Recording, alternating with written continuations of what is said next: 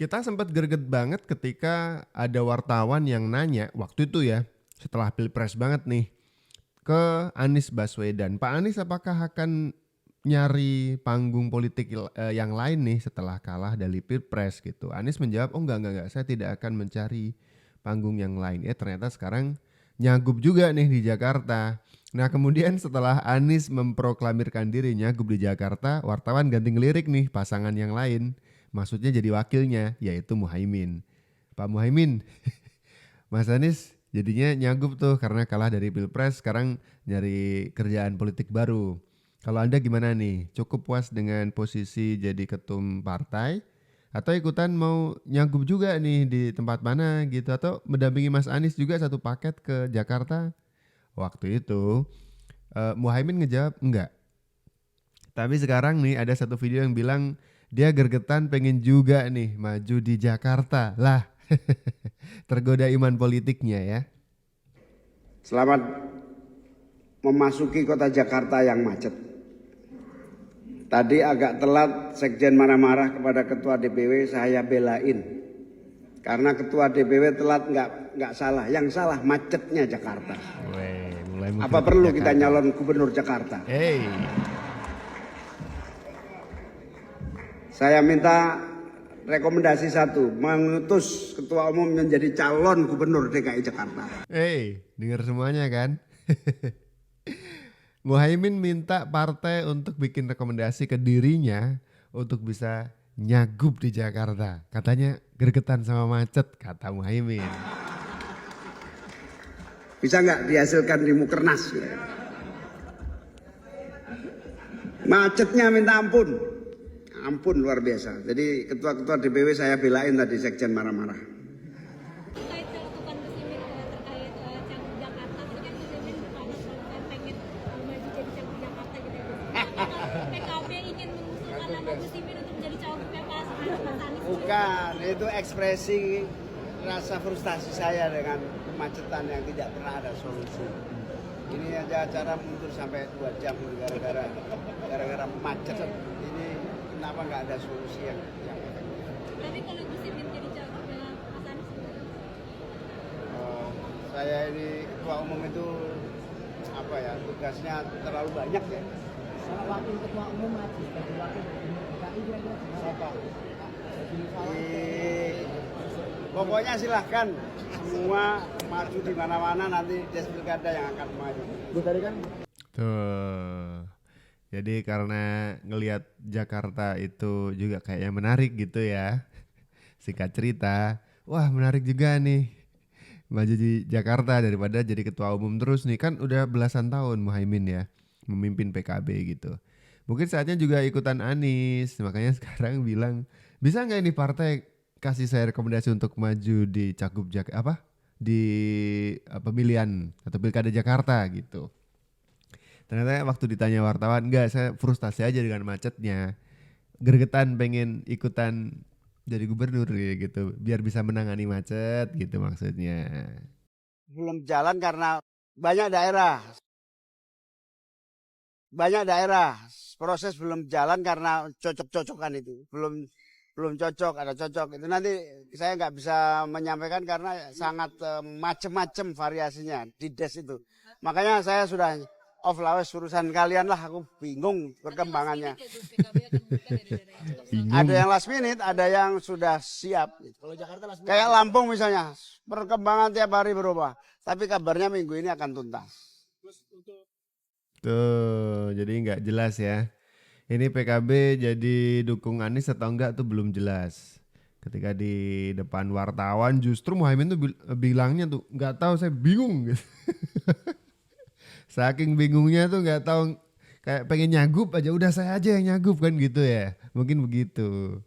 Dukung Anies jadi pasangannya di Pilpres kalah ya kan. Sekarang ngelihat Anies berlaga di Jakarta pengen juga ya kan. Kayaknya enak jadi gubernur ya. Jakarta apalagi.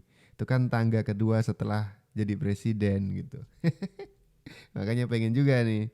Nah, ngomongin soal Anies, yang menarik adalah ada satu kabar gembira nih. karena Nasdem mengumumkan diri untuk mendukung Anies Baswedan di Pilkada Jakarta 2024. Akhirnya.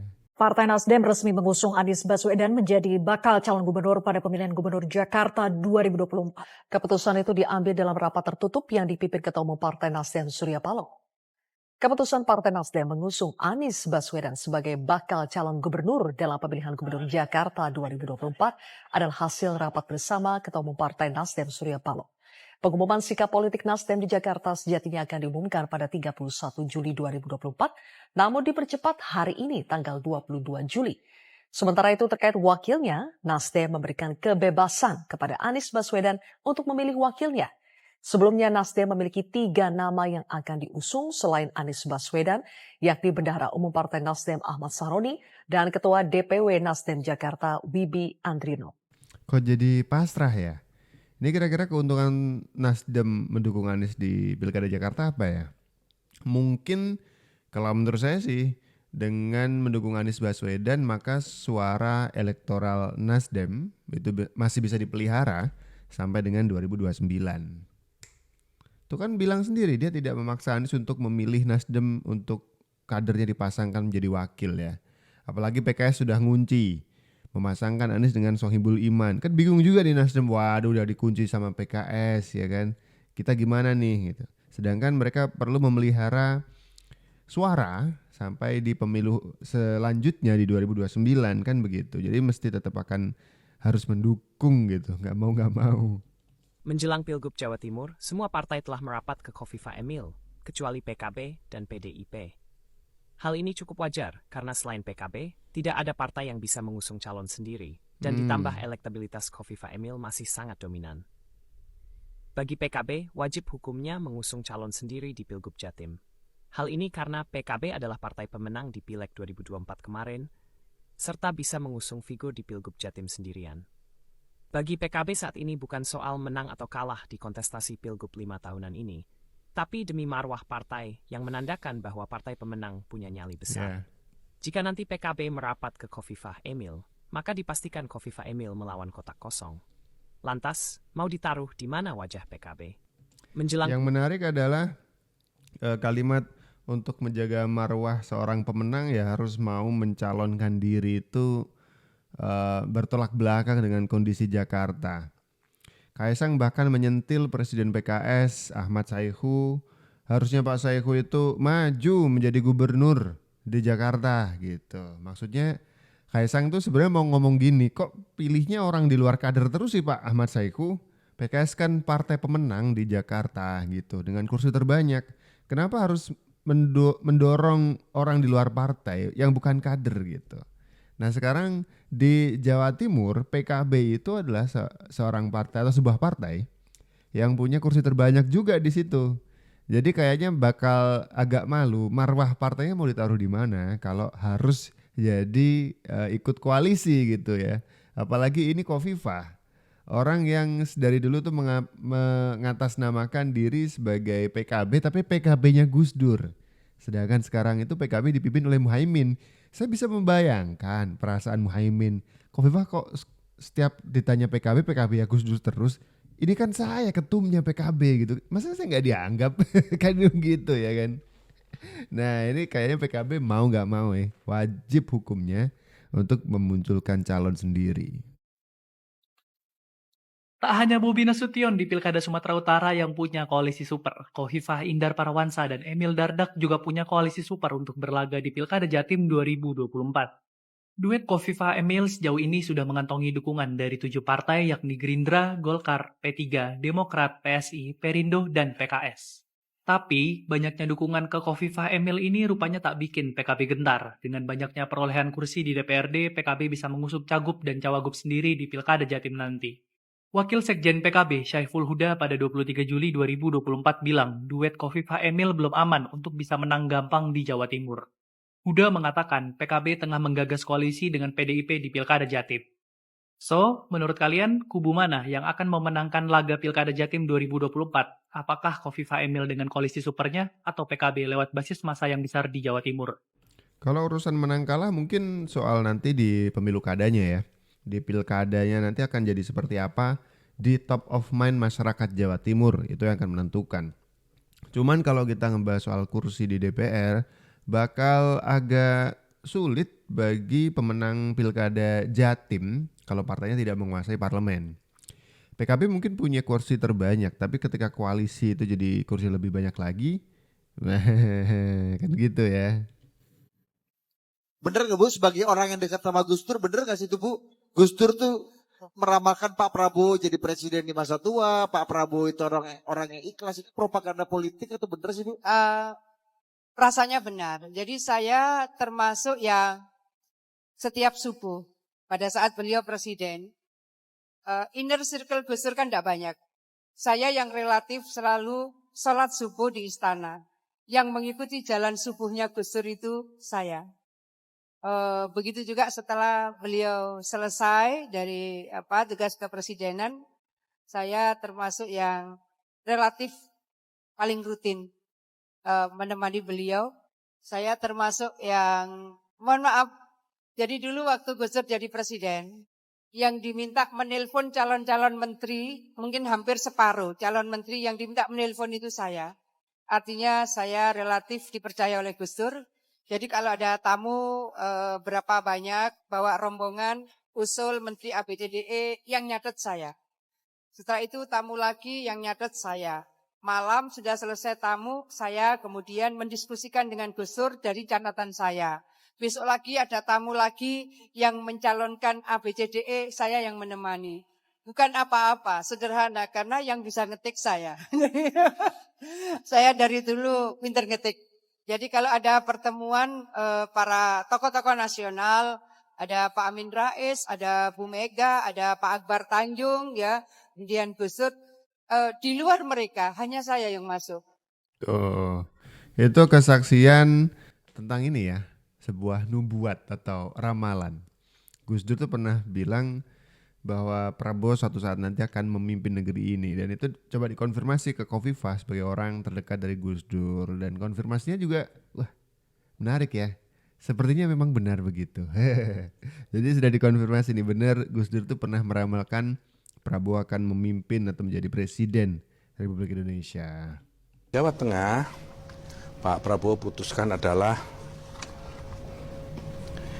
Irjen Polisi Dr. Andes Haji Ahmad Lutfi menjadi calon gubernur Provinsi Jawa Tengah. Gerindra dukung. Keputusan ini tentu saja setelah kita berkoordinasi dengan partai-partai yang tergabung dalam Koalisi Indonesia Maju, dan akhirnya kita memutuskan ke Haji Ahmad Lutfi. Pak Lutfi adalah Kapolda Jawa Tengah dan beliau orang Jawa Tengah.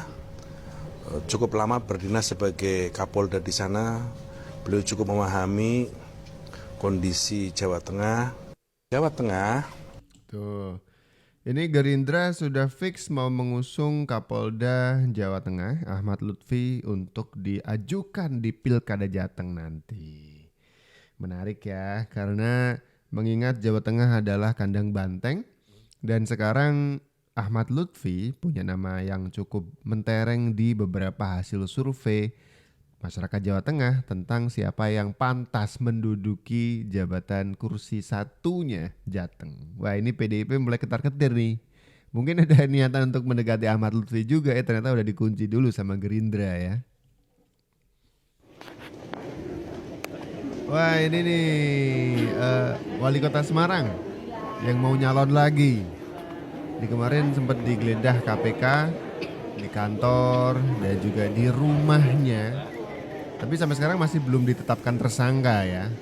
Tapi kalau udah menggeledah rumah itu udah ranah pribadi sekali kayaknya. Waduh, sebentar lagi kan gitu.